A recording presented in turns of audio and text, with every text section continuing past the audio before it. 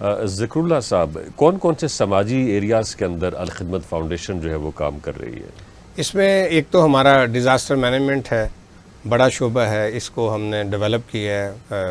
With the passage of time, سیکھ کے اور حالات کو دیکھ کے۔ اس کے ہم نے 40 آپ سمجھیں کہ پورے ملک میں ریسکیو سینٹر بنائے ہیں۔ وہاں پہ پورا جو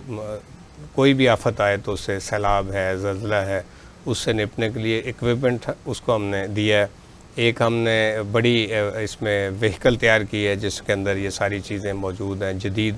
انداز سے اس کو تیار کیا ہے۔ موٹر بائکس ہم نے پہاڑی علاقوں میں خاص طور پہ جہاں بالکل کچھ سڑک ہی بہہ گئی ہے اور وہاں پہنچنا مشکل ہے، گاڑی نہیں جا سکتی، تو موٹر بائکس ہم نے تیار کر کے وہ دی ہیں۔ تو یہ ایک بڑا شعبہ ہے، الحمدللہ یہ کام کر رہا ہے۔ اس میں ہم نے ٹریننگ دلوائی ہے خاص طور پہ اپنی جو ٹیم ہے ڈی ایم کی، کہ وہ 1122 کے ساتھ مل کے، تو ہم نے پورے ملک میں اپنے ریجن میں ورکشاپس کی ہیں، خاص طور پہ وہ بیلٹ کے جہاں پہ زلزلہ یا سیلاب کے امکانات زیادہ ہیں، اس پہ ہم نے اپنے والنٹیئر تیار کیے ہیں باقاعدہ طور پہ۔ اس طرح سے ہیلتھ میں اللہ کا شکر ہے ایک بڑا کام ہے، 56 ہاسپٹل ہیں، اس طرح سے میڈیکل سینٹرز ہیں غریب اور دور دراز کے علاقے پاکستان کے۔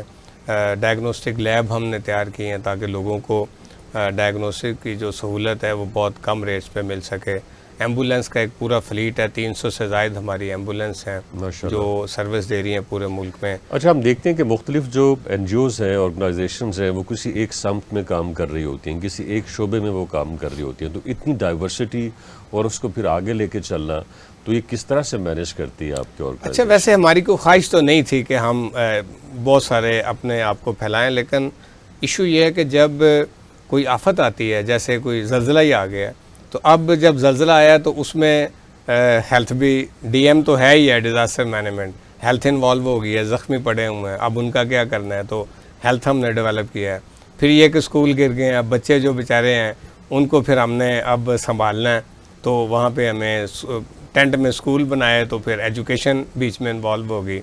پھر ہم نے کہا بچے جو یتیم ہو گئے ہیں، جن کے والد ہی فوت ہو گئے ہیں بیچارے کے زلزلے کی زد میں آ کے، تو آپ دیکھیں کہ ہم اس سے پہلے ہمارا آرفن کیئر پروگرام نہیں تھا، تو ہم نے کہا ان یتیم بچوں کی کفالت کون کرے گا، تو ہم نے اس موقع پہ اٹک کے اندر آغوش بنایا، جو یتیم خانہ جسے آپ کہتے ہیں، ہم نے اس کو آغوش کہا، اور اس میں ہم نے وہ بچے لے لیے اور الخدمت نے پھر ان کی پرورش کی الحمدللہ۔ اس میں وہ بچے جو غریب تھے، مستحق تھے، والد فوت ہو گیا تھا، ان بچوں کو ہم نے آپٹ کیا ہے اور ان کو ایک بہت ہی کارآمد شہری بنایا، تو آرفن کیئر پروگرام ہمارا آ گیا۔ تو اس طرح سے اب پانی ہے، مثال کے طور ابھی سیلاب آیا، تو آپ دیکھیں کہ سیلاب میں تو گھر تو پانی میں ڈوب گئے اور ہر طرف پانی ہے سیلاب کا، سڑکوں پہ لوگ بیٹھے ہوئے ہیں۔ اب ان لوگوں کو کھانے کے ساتھ پانی سب سے بڑی ضرورت ہے اور صاف پانی کی ضرورت ہے، تو پھر ہم واش پروگرام الخدمت کا کلین واٹر پروگرام آ گیا۔ تو اس طرح سے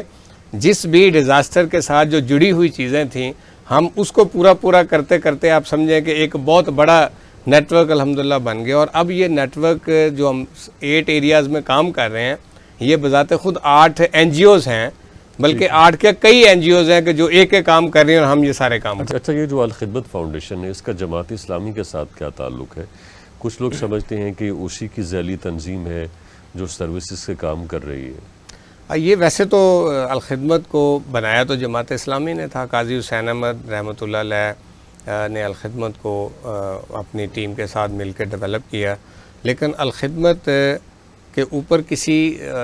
پارٹی کا اس طرح سے اب اثر و رسوخ نہیں ہے، انڈیپینڈنٹ ہے، اس کا سینٹرل بورڈ آف مینجمنٹ ہے، اس کی جنرل کونسل ہے، اس کے عہدیداران پورے ملک کے اندر موجود ہیں، اس کے اکاؤنٹس 100% بالکل سیپریٹ ہیں، ان کا جماعت اسلامی سے کوئی تعلق نہیں ہے۔ اور اس کو بنانے کے بعد اس کے پیچھے آئیڈیا بھی یہ تھا کہ بھی اس کو کسی بھی جماعت کے اور کسی بھی نسل یا مسلک کے انفلوئنس سے اس کو پاک کر دیا ہے، یہ پاکستان کے لوگوں کی تنظیم ہو اور سارے پاکستانیوں کے لیے، اس میں کرسچن ہیں، ہندو ہیں، سکھ ہیں، جو بھی پاکستان کے رہنے والے ہیں ان کے لیے ہو، اور کسی سیاسی پارٹی کو یہ سرو نہ کرے، یہ پاکستان کی پبلک کو سرو کرے، اور اس میں کوئی فرقہ پرستی بھی نہ آئے کہ جی یہ فلاں فرقے کے لوگ ہیں، ان کو تو سرو کرنا اور ان کو نہیں کرنا۔ آپ ہمارا پورا ٹریک ریکارڈ دیکھ لیں پچھلے 40 سال کا، اس میں کہیں آپ کو یہ چیز نظر نہیں آئے گی کہ ہم نے کوئی چیز بانٹتے ہوئے یا خدمت کرتے ہوئے کسی بھی جگہ پہ ان فیکٹر کو آڑے آنے دیا ہو۔ آپ دیکھیں ابھی سیلاب آیا ہے تو سندھ میں سیلاب تھا، اب سندھ میں تو جماعت اسلامی کہیں پہ بھی انٹیریئر میں نہیں ہے، اس کی ایک سیٹ بھی نہیں ہے، لیکن ہم نے کروڑوں بلکہ اربوں روپے کا کام سیلاب میں کیا ہے، سندھ میں بھی کیا ہے اور بلوچستان میں بھی کیا ہے. ٹھیک. تو اس لیے ہم اس چیز کو بالکل آڑے نہیں آنے دیتے. ٹھیک صحیح. اچھا یہ جو قربانی کا پروسیس ہے، انڈیویجولی بھی لوگ قربانی کر رہے ہوتے ہیں، وہ نیت کے ساتھ ساتھ ایک طرح سے ہمارا رویہ بھی اس میں جھلکتا ہے کہ ہم کس طرح کا جانور جو ہے وہ لے کے آتے ہیں، کس نیت کے ساتھ قربانی کرتے ہیں، گوشت کی تقسیم کس طرح سے کرتے ہیں، صفائی ستھرائی کا کتنا خیال کرتے ہیں، آلائشوں کو ان کی جو مقررہ جگہ ہے وہاں جا کے تلف کرتے ہیں نہیں کرتے ہیں. تو اس حوالے سے آپ کوئی پیغام دینا چاہیں کہ حکومت جو ہے وہ تو کہتی رہتی ہے، وہ تو گائیڈ کرتی رہتی ہے، لیکن اس کے باوجود ہم دیکھتے ہیں کہ شہری اس طرح سے کوآپریٹ نہیں کرتے ہیں جس طرح سے کہ انہیں کرنا چاہیے. بس جی آج تو ظاہر ہے قربانی اور ہو خاص رہی طور پہ کھالوں کے حوالے سے بتائیے، آپ لوگ کھالیں بھی کلیکٹ کرتے ہیں؟ بالکل قربانی بڑے پیمانے پہ ہو رہی ہے. تو ادارے تو متوجہ کر رہے ہیں کہ علائشیں جو ڈسٹ بن بڑے بڑے رکھے ہیں گورنمنٹ نے، ہمارے شہری اداروں نے، ان کے اندر ڈالی جائیں. اسی طرح سے اگر آپ نے گھر میں قربانی کی ہے تو پھر اس خون کو اور ان چیزوں کو صاف کیا جائے، گندگی کو نہ پھیلایا جائے، کیونکہ گرمی بہت ہے، بیکٹیریا بڑی جلدی گرو کرتے ہیں اس موسم میں. تو یہ تو پوری قوم کی ذمہ داری ہے. جہاں تک گوشت کی تقسیم کا مسئلہ ہے تو دیکھیں جن کو اللہ جو پورا سال ہی گوشت کھاتے رہتے ہیں، اگر وہ پورا بکرا فریج میں رکھ لیں گے تو پورا سال بھی تو کھا ہی رہے ہیں نا. تو آپ اس قربانی کو زیادہ مستحقین تک پہنچائیں گوشت کو. اور اس میں جو ہمارے دین نے گائیڈ کیا ہے وہ یہ کہ 3 حصے کر لیں آپ. ایک حصہ اپنی فیملی اور رشتہ داروں کے لیے کریں، ایک جو عزیز و اقارب اور